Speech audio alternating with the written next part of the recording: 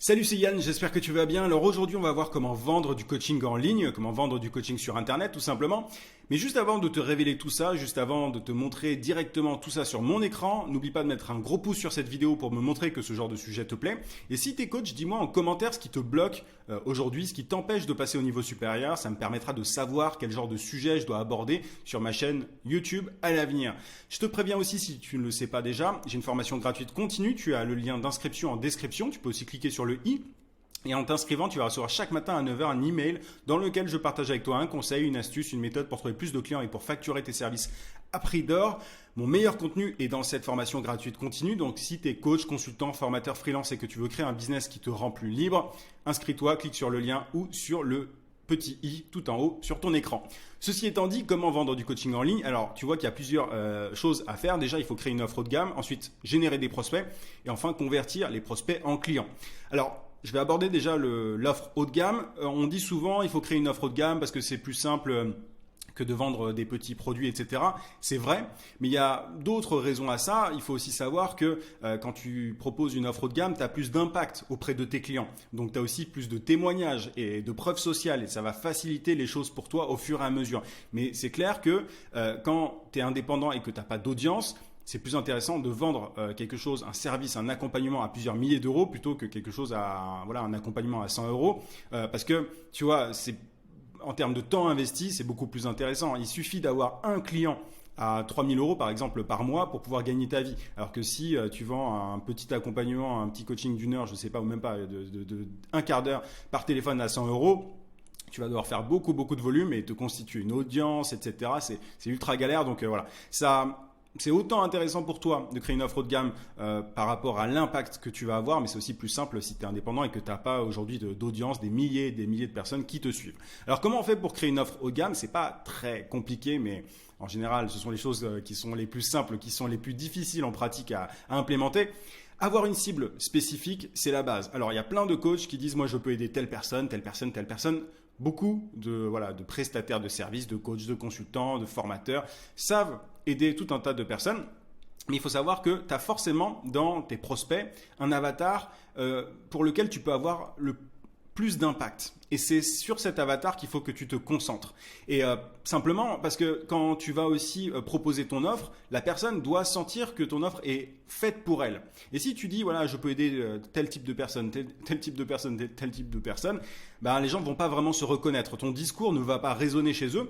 Et du coup, tu vas perdre potentiellement beaucoup de clients potentiels. Donc, il faut que tu aies une cible spécifique. Demande-toi aujourd'hui, parmi les personnes que tu aides, lesquelles peuvent être celles pour lesquelles tu peux avoir le plus d'impact. Qui est-ce que tu peux le plus aider, tout simplement? Donc, ensuite, une fois que tu as identifié ça, ne cherche que ce genre de personnes et oublie tout le reste. Je sais que c'est plus facile à dire qu'à faire, mais il faut savoir aussi qu'en te concentrant sur une cible spécifique, tu vas la connaître par cœur. Et c'est important de la connaître par cœur parce que quand tu vas l'approcher, notamment, on va parler de prospection dans un instant, mais ça va être ultra important. Il va falloir poser les bonnes questions, dire les bonnes choses, notamment aussi par téléphone. Donc, c'est pour ça qu'il y a un grand intérêt à avoir une cible spécifique. Ça te permet d'avoir un discours qui va vraiment résonner chez ta cible.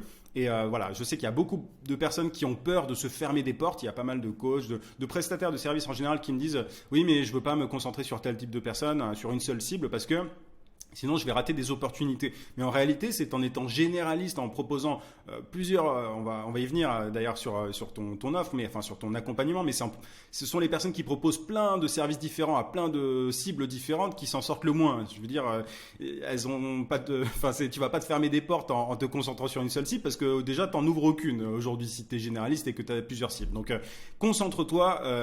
Vraiment, c'est ultra important. Il y a tellement de personnes qui passent complètement à côté de ce conseil, qui ont un vrai blocage psychologique par rapport à ça, alors que c'est ce qui permet de tout débloquer. Donc, et une cible spécifique et tu vas voir que ça va te faciliter la tâche. Ensuite, il faut que tu promettes une transformation. Et quand je dis une transformation, c'est une transformation vraiment précise, on va y revenir, mais tu dois pas promettre quelque chose d'un petit peu utile, mais pas très important. Il faut que tu promettes une grande transformation à tes prospects. Parce que c'est comme ça que tu vas pouvoir facturer plusieurs milliers d'euros. Tu vois, si tu aides quelqu'un, je sais pas, par exemple, à perdre quelques kilos en trop, tu vois, je sais pas, 2-3 kilos, ça, en tant que coach, par exemple, c'est pas très, la personne ne va pas être prête à investir 3 000, 4 000, 5 000 euros ou plus dans ton accompagnement. Alors que si tu l'aides à réellement reprendre confiance en elle en atteignant par exemple son poids idéal, c'est un exemple, ben là pour le coup tu vas avoir des personnes qui vont être prêtes à investir beaucoup plus. Ça peut paraître tout bête dit comme ça, mais ça a un gros impact sur tes résultats. Donc il faut que tu promettes une transformation, il faut que tu aies un réel impact et pour ça il faut connaître la situation initiale de tes clients potentiels, dans quelle situation est-ce qu'ils se trouvent, tu vois, et ça tu peux le savoir qu'en ayant une cible bien spécifique, quelles sont les frustrations, les problématiques, tu vois, qu'est-ce qui bloque en fait tes clients potentiels aujourd'hui, c'est le point A dans lequel ils sont aujourd'hui, et le point B dont je parle juste là, c'est la situation idéale pour tes clients potentiels, c'est la situation dans laquelle ils se trouveront après avoir opéré la fameuse transformation dont je te parlais ici. Donc en fait, tu dois les mener d'un point A à un point B et c'est grâce à cette transformation que les gens vont être prêts à investir pas mal d'argent dans ton accompagnement. Mais voilà, il faut vraiment te dire que si par exemple aujourd'hui, je sais pas, je prends l'exemple des coachs de vie, tu peux aider tout le monde et tu as tout un tas de... Tu vois, tu as tout un tas de prestations possibles, enfin, tu peux promettre beaucoup de choses. C'est une erreur aujourd'hui pour moi, par exemple, d'être coach de vie parce que personne va se reconnaître vraiment dans ton discours, à part peut-être des personnes qui ont déjà fait appel à un autre coach par le passé. Enfin, tu vas pas pouvoir attirer grand monde comme ça. Donc il faut que tu sois extrêmement précis sur les termes, donc autant sur ton avatar, sur ton client potentiel, que sur ce que tu peux promettre. Donc la transformation que tu mets en avant doit être importante et vraiment précise. Et tu dois régler un problème douloureux, urgent et précis. Donc précis, je l'ai déjà dit plusieurs fois, mais j'insiste parce que c'est tellement important. Mais le problème que tu dois régler ne doit pas être un problème accessoire, un truc voilà, qui fait un peu de bien, mais qui est pas. Enfin, je veux dire, tu vois, si tu promets de régler un truc qui est pas très important pour tes clients potentiels, ils vont pas forcément voir l'intérêt de profiter de tes services. Il faut vraiment que le problème que tu règles soit une douleur. Moi, je mets souvent en opposition les services vitamines et les services antidouleur. Un service vitamine, c'est un service qui aide à régler un petit problème, voilà, qui est pas très important, qui est un peu accessoire. C'est pas la mort si ce problème reste, quoi. Et à côté, tu as les services antidouleur et les coachs, pour moi, qui veulent créer une offre de gamme, doivent absolument avoir une offre qui permet d'éteindre une douleur, de supprimer une douleur. Tu vois, tu peux prendre toutes les images que tu veux. On peut prendre l'image aussi du pompier qui éteint l'incendie. C'est vraiment cette image-là qu'il faut que tu aies en tête. Et il faut que ce problème soit urgent. C'est-à-dire que si tu aides à régler un problème qui est hypothétique, qui viendra peut-être à l'avenir, etc., tu vas avoir des personnes qui vont te dire « Ok, je reviendrai vers vous » ou alors « Ça ne m'intéresse pas forcément pour tout de suite, mais peut-être plus tard. » Donc, douloureux, urgent et précis. Une fois que tu as tout ça, donc tu as une offre haut de gamme, il s'agit d'aller générer des prospects. Il y a plusieurs façons de générer des prospects. Excuse-moi. Déjà, tu as la prospection, sinon tu as le contenu et tu as la publicité. Pour parler déjà de prospection, la prospection, c'est quoi? C'est le fait d'aller aborder de nouvelles personnes sur les réseaux sociaux. Tu as Facebook et Instagram et tu as LinkedIn. Si ta cible est une cible de particulier, va sur Facebook et Instagram ou Instagram. Enfin, essaye de te concentrer sur un réseau d'abord. Si tu t'adresses à des professionnels, LinkedIn est le meilleur réseau pour ça parce que tu peux cibler par poste, par secteur, etc.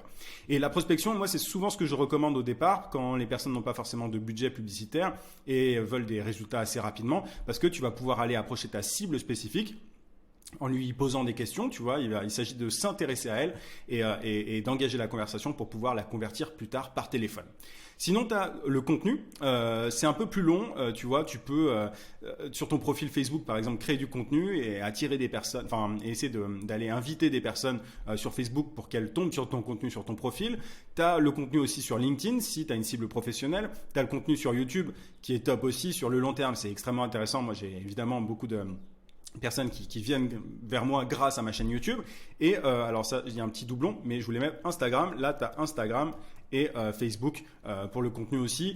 Si tu as une cible de particulier, quand je dis Facebook, ça peut être un groupe Facebook, par exemple. Mais en tout cas, il s'agit de prendre un canal et de te concentrer dessus, de créer un maximum de contenu dessus, d'apporter de la valeur auprès de tes clients pour qu'ils simplement ils te fassent confiance et pour que tu les éduques un petit peu, entre guillemets, sur la transformation que tu peux opérer chez eux. Et derrière, ils vont avoir envie de parler plus en détail, plus en profondeur avec toi par téléphone si tu fais des appels à l'action de temps en temps dans tes contenus.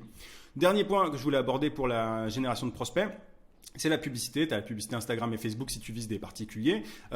Mais moi, et des professionnels d'ailleurs. Moi, je ne recommande pas du tout la publicité sur LinkedIn parce que ça coûte souvent assez cher. Bon, ça marche dans certains cas, mais ce n'est pas forcément le sujet de cette vidéo. Mais en tout cas, en publicité, moi, je te recommande Instagram, Facebook, mais aussi YouTube dans certains cas. Je peux l'ajouter là. parce que sur YouTube, les prospects sont souvent plus qualifiés.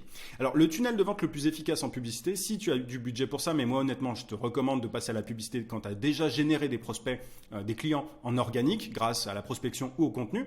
Mais le mieux, la meilleure chose à faire, c'est de faire un webinaire et d'expliquer ta méthode dedans et de framer, tu vois, de cadrer un petit peu les personnes pour qu'elles comprennent ce que tu fais, ce que tu proposes et simplement, en fait, il s'agit de les mettre en condition pour qu'elles aient envie de passer au niveau supérieur, pour qu'elles aient envie de passer à l'action à la fin de ton webinaire. C'est le sujet de toute une vidéo. Enfin, les webinaires, c'est quelque chose de pas forcément évident. Ça nécessite pas mal d'entraînement et il y a plein de choses à dire dessus. J'ai pas forcément le temps d'en parler dans cette vidéo, mais voilà, il s'agit d'expliquer ta méthode et de lever aussi les objections potentielles, les objections qui pourraient intervenir dans la tête de tes prospects pour qu'ils aient envie de passer à l'action et simplement de faire appel à toi, à tes services. Et à la fin de ton webinaire, il s'agit de proposer un appel téléphonique et de faire remplir un formulaire pour écrémer les touristes, parce qu'il y a toujours des touristes, même si tu fais un webinaire de 45 minutes, 1 heure, 1 heure et demie, tu as toujours des gens qui vont prendre un appel, un rendez-vous avec toi et qui ne seront pas forcément très motivés. Donc c'est bien de faire un formulaire où tu poses plusieurs questions pour savoir si la personne est vraiment motivée et simplement pour récolter aussi des informations pour savoir si tu peux l'aider. Une fois que tu as donc généré des prospects, il s'agit de les convertir en clients, notamment par téléphone. Parce que c'est quand tu vends des prestations haut de gamme, high ticket, tu appelles ça comme tu veux, premium, il s'agit de convertir au téléphone. Tu peux pas juste mettre une page de vente et dire voilà, c'est 3 000, 5 000 ou 10 000 euros payés directement avec votre carte de crédit, ça ne marche pas comme ça.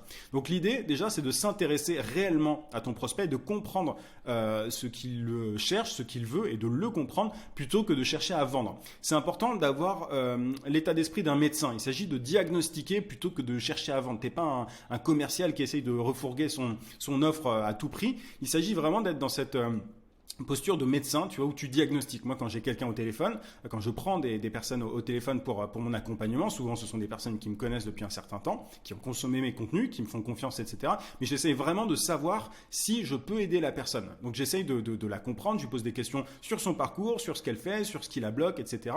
Et c'est uniquement comme ça que je sais si s'il y a un match entre nous ou pas, et qu'on peut aller et si on peut aller à l'étape d'après. L'idée, c'est aussi de lever les objections si nécessaire au téléphone, tu vois, parce qu'il y a souvent des gens qui ont des objections, que ça soit au niveau du prix, au niveau du timing, etc. Donc l'idée, c'est quand même d'anticiper les choses et de toujours avoir des arguments contre les objections habituelles sur le prix, sur le timing et toutes ces objections qui arrivent assez souvent quand tu fais ça, quand tu attires plutôt des prospects qui ne te connaissent pas. Tu vois, moi, c'est-à-dire que j'attire des prospects qui souvent me connaissent, qui me font confiance depuis pas mal de temps. Mais quand tu fais, par exemple, un webinaire auprès d'un de trafic froid, tu vois, de personnes qui ne te connaissent pas, d'inconnus, bah, tu vas avoir des objections, il faut les connaître. Enfin, par expérience, tu vas les connaître, tu vas savoir celles qui reviennent le plus souvent. Et tu vas pouvoir les lever directement par téléphone parce que tu auras anticipé. Ensuite, à la fin de l'appel, quand tu fais ton offre, quand tu as considéré qu'il y a un match entre vous, il s'agit de proposer plusieurs options. Dans l'idéal, une premium, une médium et une abordable, parce que ça va permettre à ton prospect de faire le choix. L'erreur serait de proposer une seule offre. Enfin, tu vois, l'idée, c'est d'avoir une grande promesse et chacune de tes offres permet la fameuse transformation dont on a parlé au début de la vidéo, mais il s'agit d'avoir des modalités différentes. Par exemple, l'accompagnement premium, ça va être de l'individuel.